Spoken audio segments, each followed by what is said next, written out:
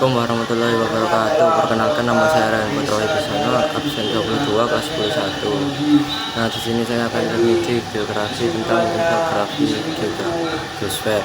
Geosfer adalah lapisan yang mencakup keseluruhan komponen fisika dan non-fisika ada di permukaan bumi, baik yang berbeda di atas, di bawah maupun di dalam permukaan bumi. Geosfer terdiri dari beberapa unsur, diantaranya litosfer, atmosfer, hidrosfer, geosfer, dan troposfer. Yang pertama, atmosfer. Geografi dapat menampilkan lapisan atmosfer, mesosfer, termosfer, komposisi gasnya dan perannya dalam iklim dan cuaca. Untuk lapisan atmosfer terdiri dari 5 lapisan, yaitu troposfer, lapisan paling bawah. Yang kedua, stratosfer, lapisan di atas troposfer yang mengandung lapisan ozon yang menyerap radiasi ultraviolet dan matahari.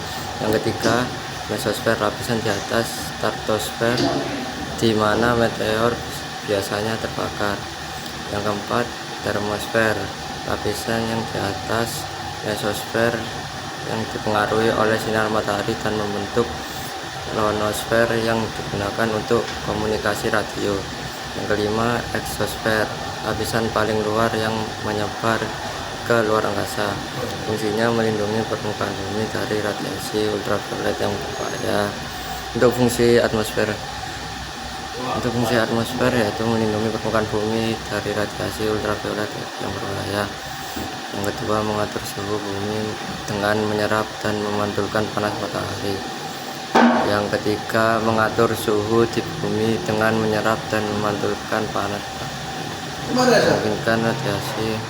Yang ketiga, memungkinkan radiasinya cuaca dan iklim di bumi. Yang keempat, memfasilitasi proses fotosintesis. Yang kelima, melindungi bumi dari meteor. Yang keenam, mendukung kehidupan bumi. Yang kedua yaitu litosfer. Litosfer dapat menggambarkan struktur lapisan bumi seperti kerak, mantel, dan inti, proses pembentukan buatan dan fenomena geologi seperti gempa bumi dan gunung berapi. Untuk elaborasi litosfer, lapisan terluar bumi. Litosfer adalah lapisan yang paling luar dari bumi yang terdiri dari kerak bumi dan bagian atas mantel, kaku dan padat. Lapisan ini bersifat kaku dan padat, berbahaya dengan menekan. Susunan litosfer tersusun atas berbagai jenis batuan, termasuk batuan beku, batuan sedimen, dan batuan metamorf. Yang keempat, litosfer membentuk lapisan kerak bumi, baik kerak benua yang lebih tebal maupun kerak samudra. Yang kelima, litosfer memiliki peran penting dalam kehidupan di bumi seperti menyediakan tempat hidup, sumber bahan tambang, dan tempat terjadinya berbagai fenomena geologi. Yang kelima, yang keenam, contoh fenomena litosfer meliputi erupsi, gempa bumi, gunung berapi, dan tektonika lempeng. Yang ketiga, hidrosfer. Hidrosfer dapat menunjukkan siklus hidrologi persebaran air di bumi seperti laut, danau, sungai, air tanah, dan pentingnya air bagi kehidupan. Untuk fenomena yang bisa divisualisasi mengikuti pasang surut. Untuk unsur hidrosfer mencakup berbagai air, antara lain perairan darat, sungai, danau, rawa. Yang kedua, perairan laut atau samudra. Yang ketiga, air tanah, air yang berada di bawah permukaan bumi. Yang keempat, glacier dan salju, es yang membeku. Yang kelima, uap air yang berada di atmosfer. Peran hidrosfer sangat penting bagi kehidupan di bumi. Air adalah komponen utama siklus hidrologi yang berperan dalam mengatur iklim menyediakan sumber air minum dan irigasi, serta mendukung kehidupan tumbuhan dan hewan. Yang keempat, dapat menampilkan keanekaragaman hayati, ekosistem, dan interaksi antar makhluk hidup dan lingkungannya. Cakupan biosfer mencakup daratan, air, dan udara, serta semua makhluk hidup di dalamnya. Interaksi biosfer melibatkan interaksi antara makhluk hidup dan lingkungan mereka, termasuk interaksi antar makhluk hidup.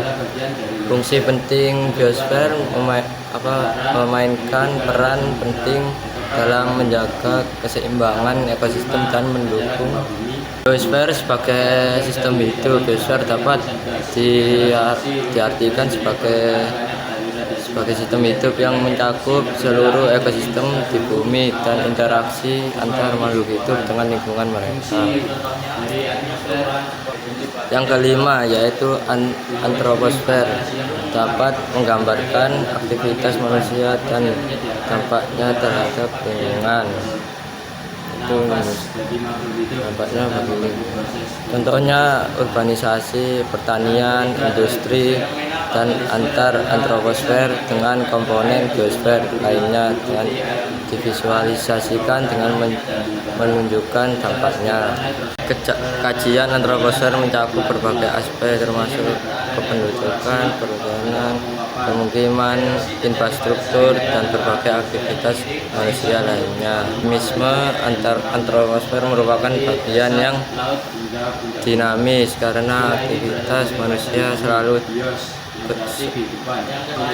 Antroposfer merupakan bagian dinamis karena aktivitas manusia selalu berubah dan mengurangi lingkungan, dan sebaliknya. Yang perubahan dengan biosfer berbeda dengan biosfer yang lebih fokus pada kehidupan tumbuhan dan hewan. Antroposfer ini untuk menekankan pada aspek manusia dan pengaruhnya terhadap lingkungan. Terima kasih. Wassalamualaikum warahmatullahi wabarakatuh.